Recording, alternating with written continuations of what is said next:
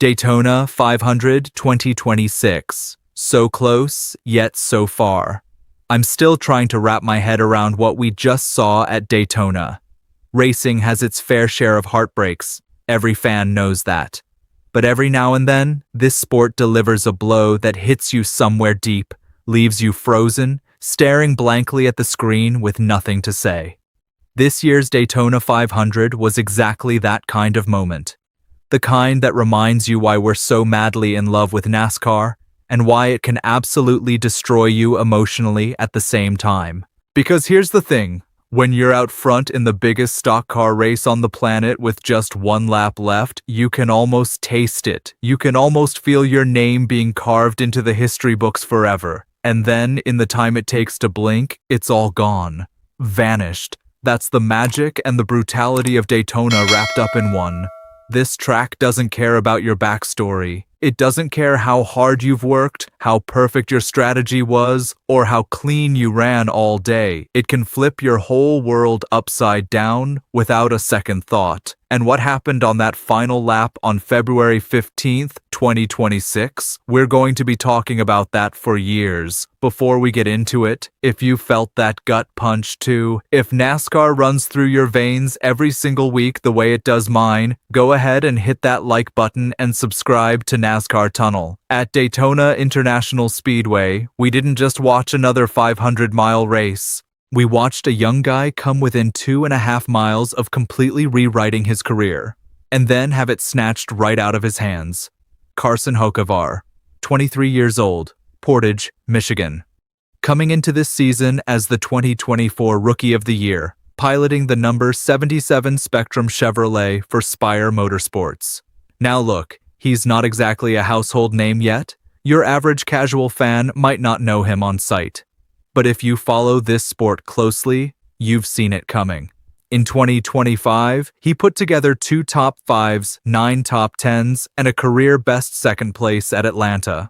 The growth was real. The confidence was building. You could feel it. And honestly, just showing up to Daytona the way he did was impressive in itself. He pulled triple duty during speed weeks, trucks, Xfinity, and Cup, the only driver crazy enough to do all 3. That's not just physically exhausting, it's mentally and emotionally draining, especially at a track as chaotic and unpredictable as Daytona. Thursday went well.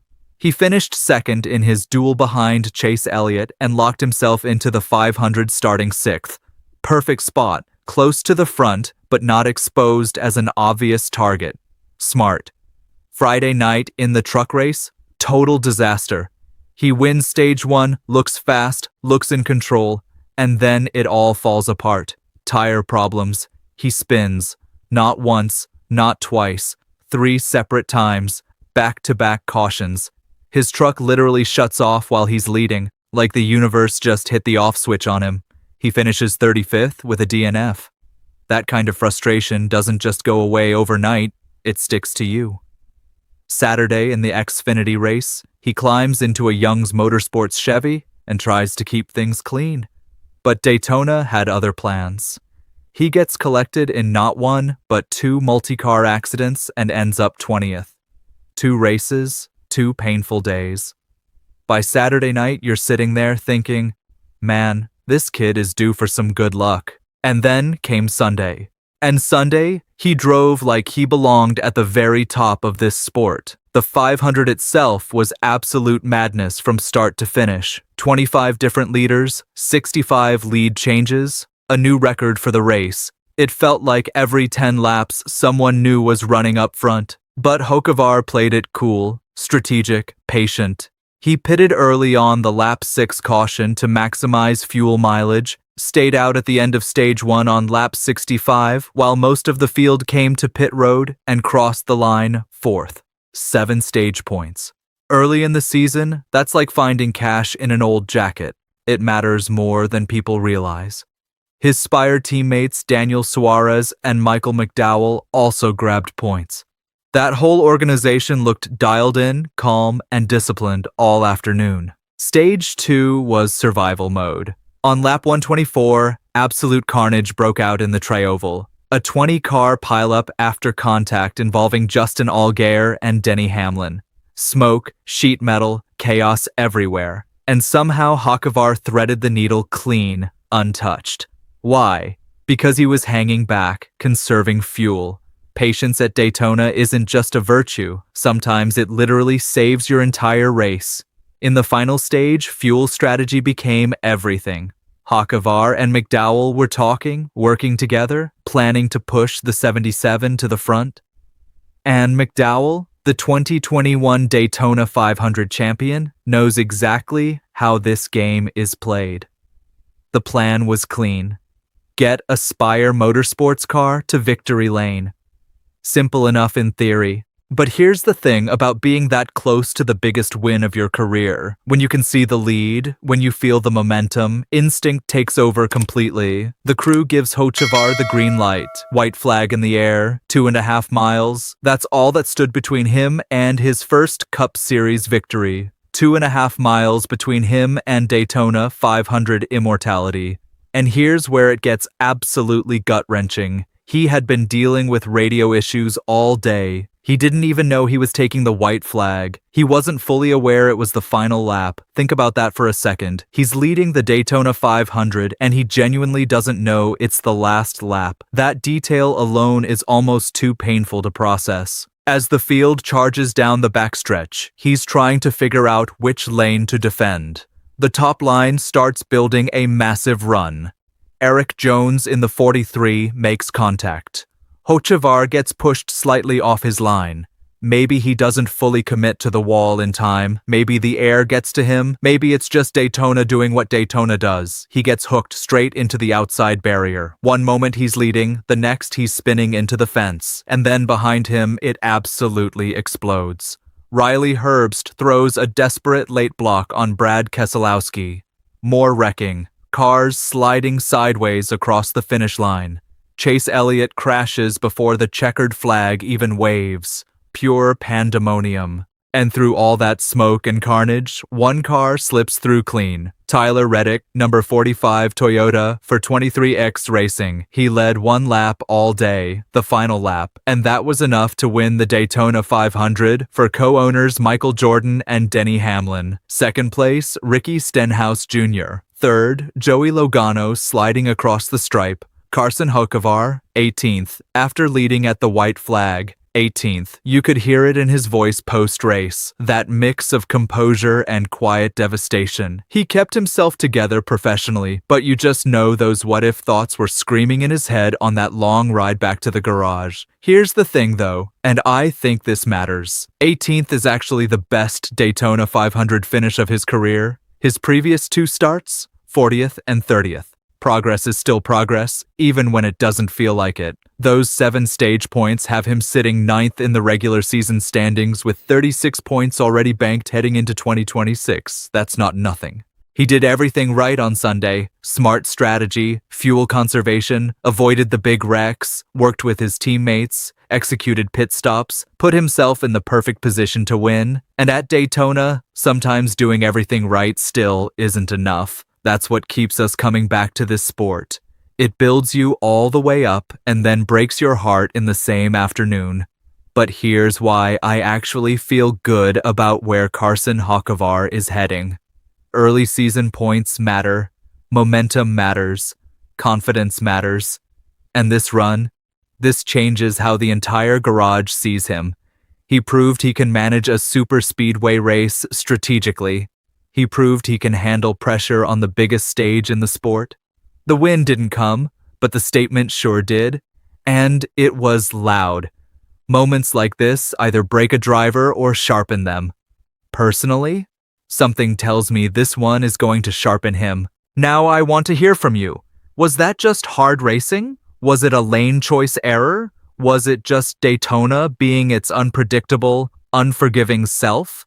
Drop your thoughts in the comments because this is exactly the kind of finish that fans argue about all year long.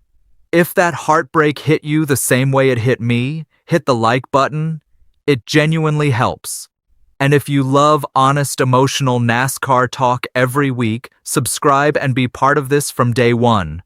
Because if this Daytona 500 proved anything at all, it's this.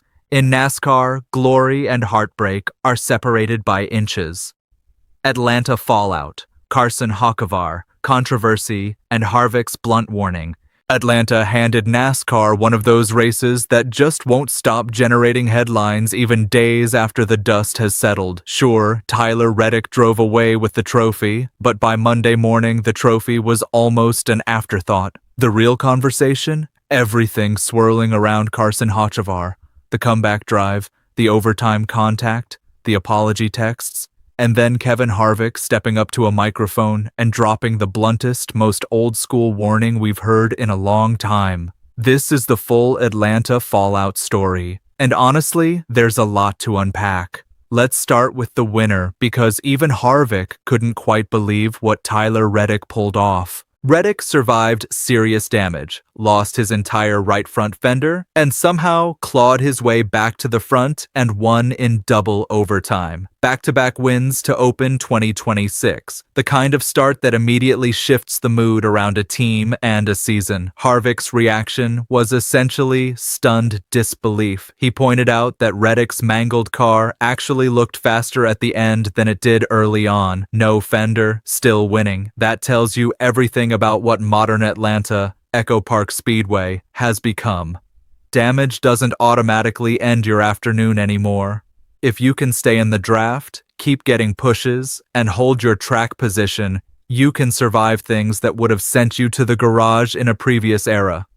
Attrition is high, the chaos comes late, and one block or one wrong move reshapes the entire finish. That's Atlanta in 2026.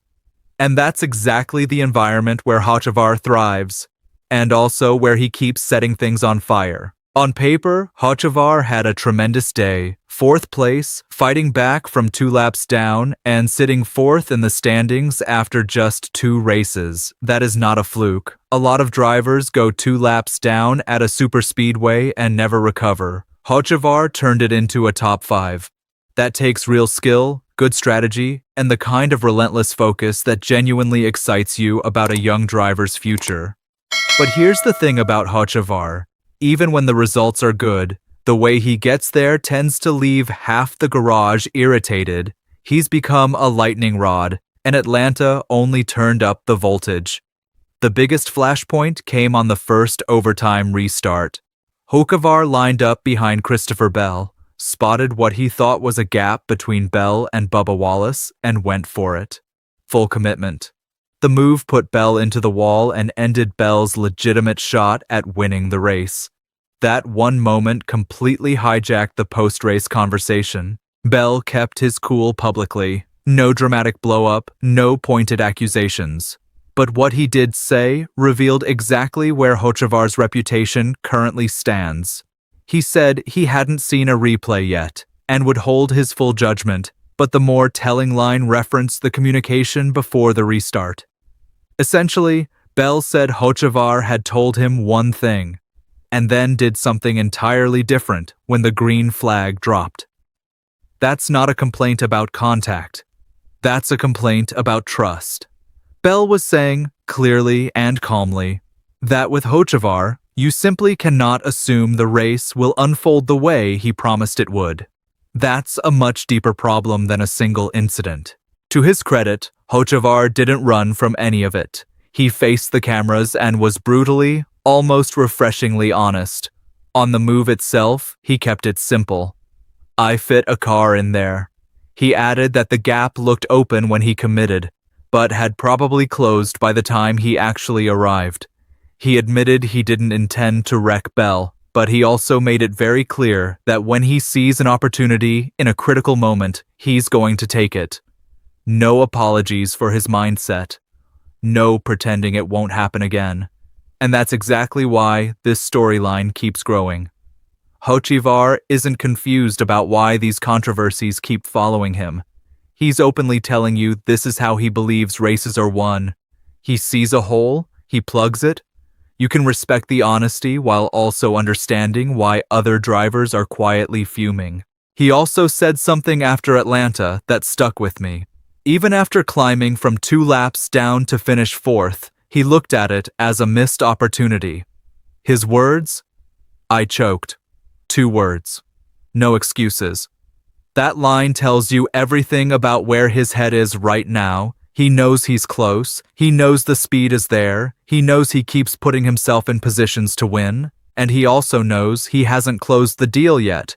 He's proud of fourth place and frustrated by it at the exact same time. That's a complicated place to live, but it's also what separates a driver who's truly hungry from one who's happy to collect solid finishes. Then came the Ryan Blaney chapter of this story, and this is where things get more interesting. Blaney revealed that Hocevar had texted him after the race to apologize. Blaney felt Hocevar had run him into the fence on more than one occasion during the night, and waking up to a message acknowledging it clearly meant something to him. He said it was the first time he'd ever received that kind of outreach from Hocevar, and that it goes further than most people would think. He accepted the apology, called it resolved, and moved on. No drama. That kind of exchange matters enormously in a sport where these same 36 guys line up against each other week after week, year after year. One race doesn't have to become a season-long grudge if you handle the aftermath the right way. Hocevar reaching out shows he's at least aware that burning every bridge in the garage will eventually catch up with him.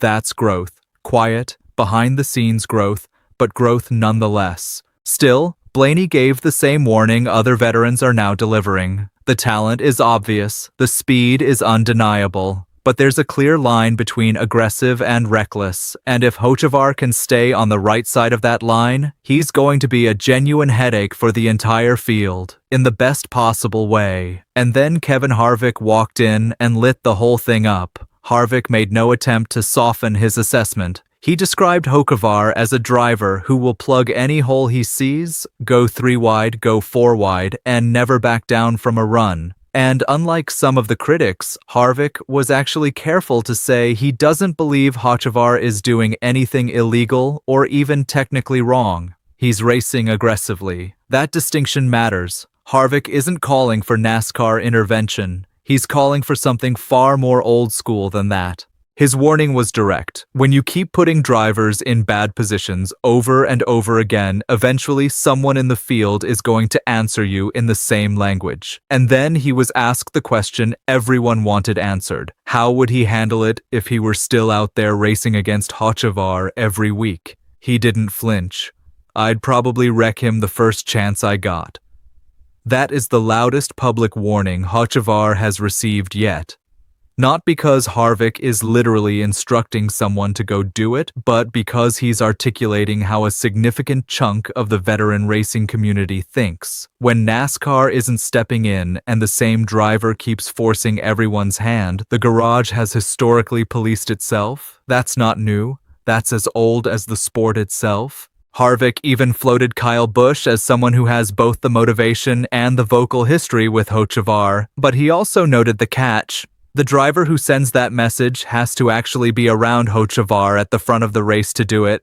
And here's the uncomfortable part of that observation. Hocevar is increasingly right there at the front. He's not a mid-pack problem. He's racing around the people who decide outcomes, and he's building his reputation in real time with exactly those drivers. So where does this leave Carson Hocevar after Atlanta?